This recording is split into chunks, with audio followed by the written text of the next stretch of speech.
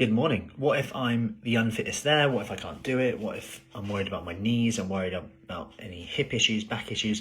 These are questions that we get a lot, and I thought I'd tackle this today, just as downstairs we have Tai Chi on, speaking of which gentle movements, lots of benefits in terms of insulin resistance, cardiovascular stress, all these benefits as well. Now, I wanted to touch on this because we have ladies on the program who have come from hip replacements, knee replacements, who are waiting for, we're having to adapt around in terms of knees, hips, and we can be very quick to look at an exercise or look at what someone else is doing and say, they're doing that, I couldn't do that, so I won't be able to do this. But actually that's where the coaching side comes in. That's where we can go, okay, instead of doing this, do this instead, do it this way instead. And that's the difference between you making progress and actually strengthen the muscles often around the joint that we need to improve the strength on, because just in case something does happen in the future as well, let's say,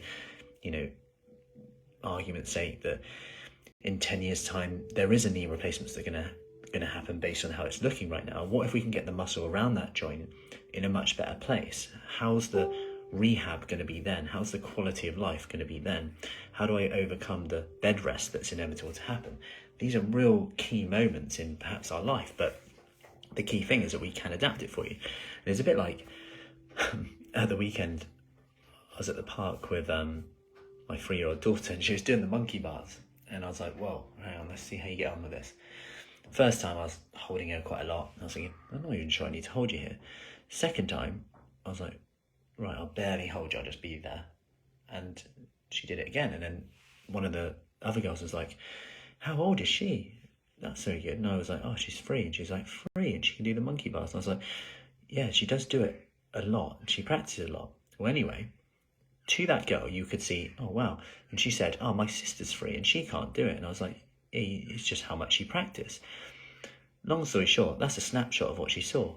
Because the next time she goes around, I thought, she's fine. She can do it on her own now. I'll just leave her to it. 3 bars in, straight down.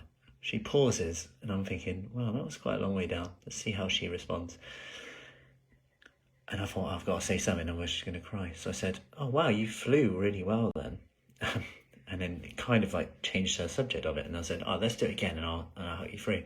But anyway, my point is sometimes we just see a snapshot of what someone else is doing and automatically assume that they're better. That's it, they can do it. But actually, we don't often see the failures behind it, the falls, the times that we can't do it, the times when we came in initially and we were doing push-ups on the wall, we were doing squats holding the TRX rather than without.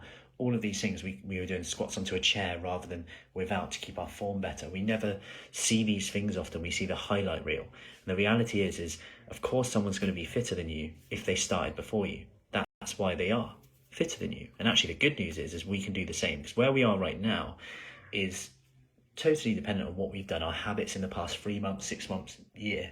Where we are, the good news, where we are 3, 6, 12 months from now is based on what we do today, what we focus on, what we can control. Morning, Cheryl. So I hope that helps. Any questions, as always, just let us know. Have an awesome day, and I will see you soon. Take care.